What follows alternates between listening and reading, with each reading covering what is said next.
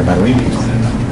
All right, good afternoon. I'm Lieutenant Michael Ford with the Little Rock Police Department, and I just want to run through and let y'all know who will have speaking today before we get started. You'll hear from Chief Keith Humphrey, and you'll also hear from Captain Ken Temple, who's the Special Investigation Division captain over that division. So all questions will be directed towards Chief Keith Humphrey.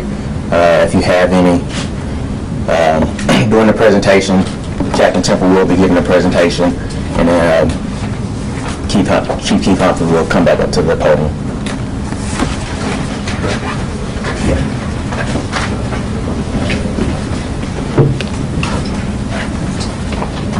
Good afternoon. Thank you all for being here. As you all know, one of the things that we pride ourselves on here at the Little Rock Police Department is transparency and the 21st century policing pillars. It is important to us to speak with you all today regarding our current policy updates related to no-knock warrants. We have staff has worked really hard on this. We want to make sure that we answer every question that citizens may have. We want citizens to be rest assured our main focus is their safety. And so at this time, I would like to introduce Captain Ken Temple, who is the captain over our Special Investigations Division. He is going to make a presentation regarding the changes that have been made to our policy. Thanks, sir. Good afternoon, ladies and gentlemen. It's an honor to stand here and represent the Little Rock Police Department. I want to stress that the Little Rock Police Department is a very professional organization, a progressive organization, and as such we strive to adhere to the 21st century policing pillars, establish best practices, and any kind of issues that we may observe or are advised of by the public. I want to give you a little background on how the Street Narcotics Unit works. It is primarily complaint driven. Those complaints can range from a variety of different sources, such as Board of Directors, Office of the Chief of Police, anonymous complaints, or complaints, and even division commanders. The Narcotics Unit takes those complaints, they assign them to investigators. Those investigators then go out and they do their job. If you had this packet here with you, I wanted to briefly go over some of the arrests, warrants that we've served from 2018 and 2019. On the left, for 2018, we've had 95 warrants. 57 of those were no-knock, and we had 38 of those were knock and announce. That knock and announce strictly means that we will go up to the door and we will knock on and announce police, and we give them a reasonable amount of time before we enter the building or the structure. A no-knock has to meet certain criteria that we request through the affidavit that is submitted to a judge. The judge signs off on it, and it allows us to use a no-knock clause to enter into the buildings. In 2019, year to date, we've had 29 warrants that have been served. Of those, 23 were knock and 6 were no-knock. And you can see there is a slight decrease there. And we can attribute that to a couple different things. One is we are trying to focus and get very strong cases on street level dealers out through here. So we're spending a lot of time and effort making sure that the cases are very solid before we try to progress on them. And the other is that we have some federal counterparts who are now helping us out. They're serving a large amount of warrants themselves, and they're doing sweeps of certain areas to help us as far as street narcotics related arrests. So those are some of the reasons why we're seeing a slight decrease. Specifically, I took over on September the 2nd, 2017, and we began to look at our established divisional operating procedures.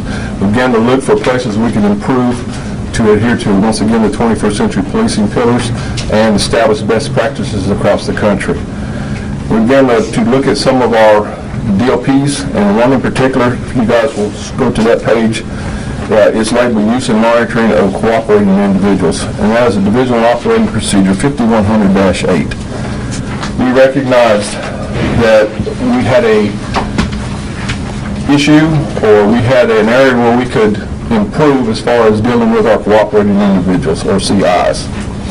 We collectively, as a unit out there and as a division, researched amongst other agencies across the nation to see if we could borrow from them to come up with some policies that would enhance our ability to make sure that our CIs were reliable. And as you go down through here, I've highlighted several of them. On guidelines 1, we now require each cooperating individual to be investigated at minimum annually. Prior to that, we did not investigate them. And we are looking to make sure that if there's anything that could negatively affect the reliability of the CIs, so we can disqualify them. Additionally, we now require all cooperating individuals who request to participate to be thoroughly vetted prior to entry, and that also allows us to identify anything that would keep them out. And lastly, for that particular DOP, any cooperating individuals that have not been active for 1 year, we'll consider inactive and we will purge them. To date, we have removed 59 individuals that were CIs. So we are aggressively continuing to monitor that, and the supervisors have been directed to continue to do that. Another division operating procedure that we implemented is DOP 5100-3, involves investigate procedures. And this particularly we put in there to address some of the no-knock issues. And it reads that detectives assigned to the Special Investigation Division the Little Rock Police Department will ensure that any time they submit an affidavit requesting a no-knock provision in this warrant, that this type of entry, a no-knock entry, is essential. Prior to submitting the affidavit requesting a no-knock clause to a judge for approval, the affiance supervisor must review and approve the affidavit. So we now have a supervisor reviewing that affidavit prior to submitting to the judge to make sure that we're going to adhere to our strict guidelines. Anytime a no-knock is requested, LRPD detectives will ensure that the affidavit is supported by strong evidence, supported by intelligence and historical information to include but not limited to clear and articulable reason in the affidavit why the no-knock was necessary. And then we have a key element that we have added. We have a threat assessment that we developed. I think you guys, right there.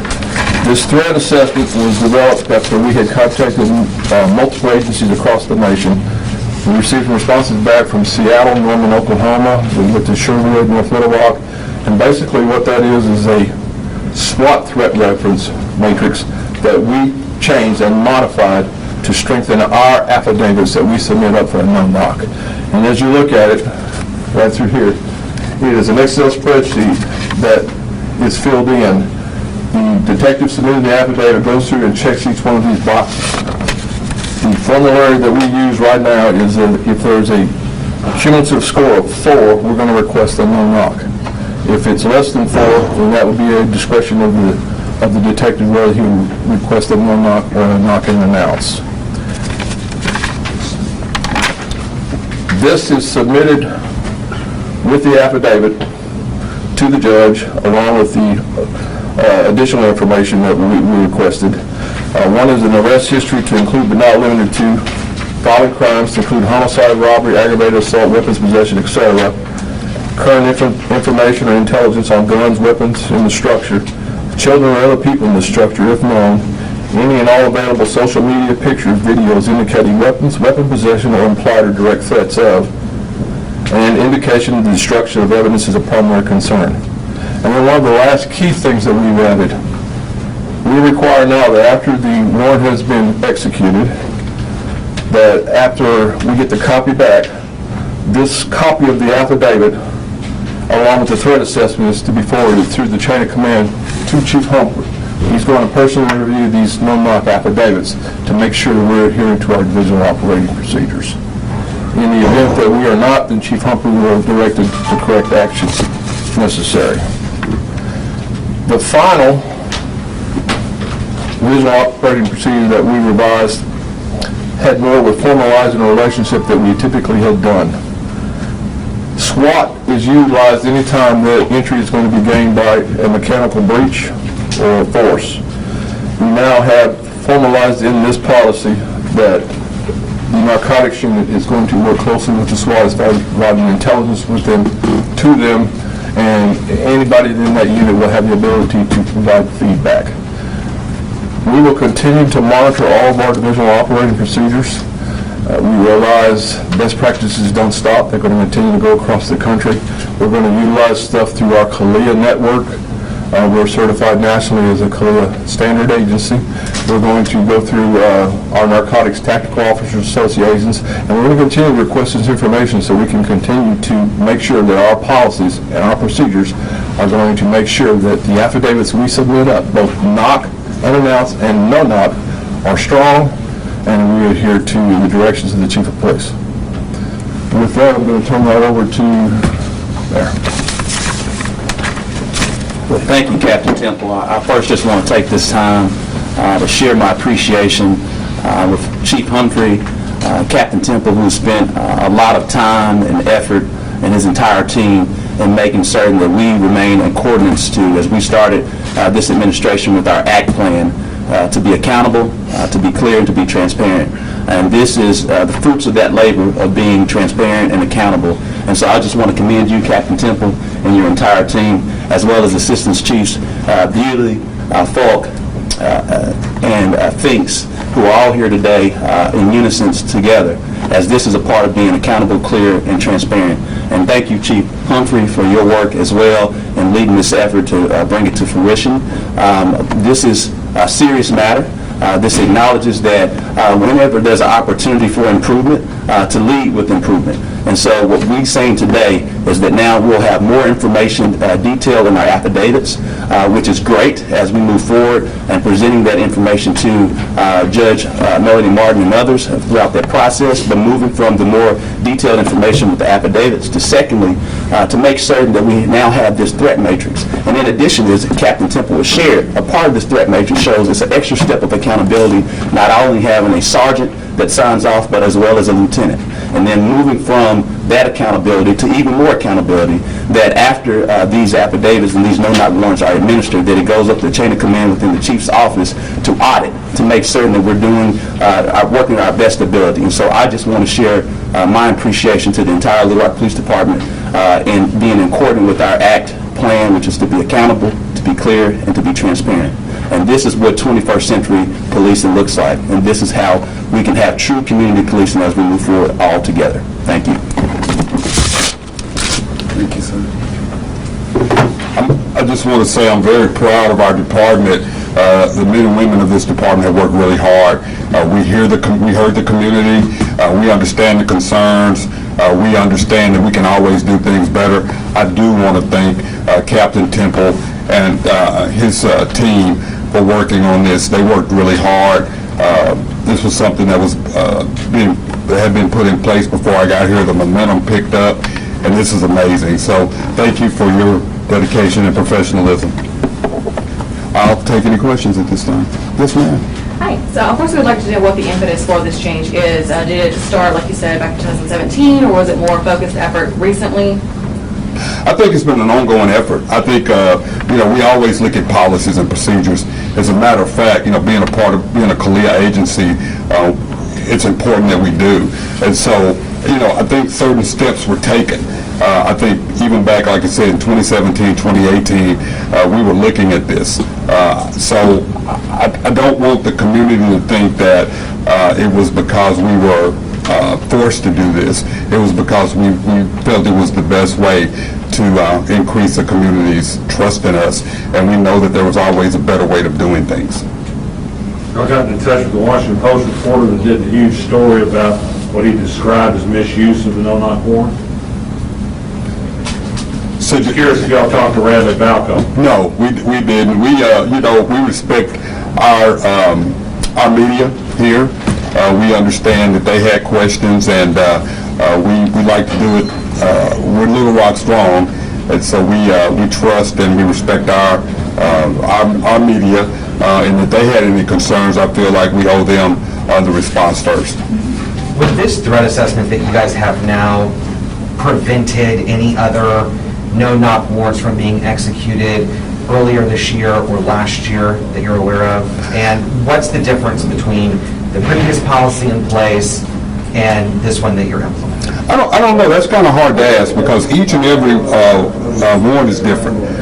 But what I think is now we actually have a policy wording in our policy as it relates to no-knock warrants. Okay. I wanted to clarify, if you're for that it's an automatic no-knock warrant, because that would mean that my husband, who's a lieutenant in the National Guard, and if we have a Ring doorbell, it's an automatic no-knock despite no criminal history. No, ma'am, a 4 is not an automatic. A 4 is a trigger that we would use if there's extenuating circumstances, like if it shows up through here, a member of the military, that would be just because you're in the National Guard, I'm retired from the National Guard. So no, ma'am, that is But he gets a 2-point for that. No, ma'am, he would not get 2 points for that. A member of the military is, I don't even remember where it's at. Military background, yes. That would be a flag to us, that if this person was a member of the military and then this person had been involved in other activities, it's not an automatic 2. Well, okay, so I'm just trying to clarify how this is calculated, because the way it says down at the bottom is yes equals 2 points. So if you are a member of the military, you don't automatically get a yes?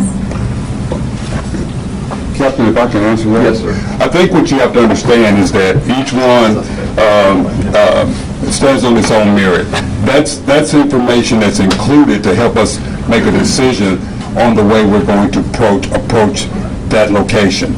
So it is taken into consideration that there are weapons, okay, but why are there weapons there? Like you said, your husband's in the military, okay? So all that's part of the intelligence process to ensure. So no, it doesn't automatically mean that because your husband has weapons being in the military that it's going to be a no-knock warrant. There's other intelligence that plays into that to determine at what level we would do. Yeah, that's just what I'm trying to clarify. So if they get 4 points on this, it doesn't mean that you're going to ask for a no-knock warrant. That's just a guidance. Not necessarily. It's a guide. And I think that's what everyone needs to know. It is a guide. Now, when it hits a 4, there's going to be more and more discussion, more scrutiny on, okay, which way should we go? Should it be a knock and announce? Should it be a no-knock warrant? But it does call for us to sit down and to review it more in depth to determine which way we need to approach this situation. Yes, sir. I have a two-parter. The graphic we have on the first page, that refers to no-knock warrants and knock warrants as it relates to narcotics. Are there other instances in which a no-knock warrant might be used? I think, for me to answer that question, it's kind of a general question. There could be times, but I think this really, what we're focusing on now are the narcotic warrants. And what I will say, it all depends on the information that's received, the intelligence that's received to determine what form of entry we will make. So, it's not just a cookie cutter, and I think that's one of the things that the community was concerned about. So it's not a boilerplate, it's not a cookie cutter. Each incident is on its own merit. One more question for Michael Becker. Has this policy gone into effect already? If not, when will it? It's in effect. Is it today or? It's been for a few weeks before. The no-knock, the policy revisions, 2 of them went in today, and one of them has been in since, I'm thinking like November or December. Do you know which is which? CI policy, I believe, went in like October, November. And the no-knock goes in No-knock today. stuff went in effective today. How do you verify your information that you're getting from your individuals that are supplying your information? That'd be a Captain Temple. What was your question, sir? How do you verify the information that you receive from your persons that you guys are trusting? Cooperating individuals? Correct. We will, when we do our buy with a cooperating individual, then when they come back, they're of course out-briefed and that type of stuff. And then we take that information, we try to verify that through social media, different types of sources to gather intelligence. So There's a variety of different sources out through there on social media. You're doing that before the actual warrants issued, correct? Yes, sir. That's part of the stuff that we're looking at to be able to justify asking for a no-knock. We want to give criminal histories. We want to give any kind of weapons possession, and we know they may have that type of stuff in order to see the judge that we think that this would be a no-knock. So I spoke to Roderick Talley today, and he suggested that you guys utilize more monitoring of the CIs, like put wires on them to make sure what they're saying is accurate. Is that something you guys would ever consider? If I can answer that. You know, we're always doing something to improve, but as you know, I mean, you know, there's some things that we can't talk about because they are for safety purposes. But we're always open to suggestions. Just because we have this policy, it does not mean that we won't continue to monitor to determine if we can do something to make it better. Thank you. Next question.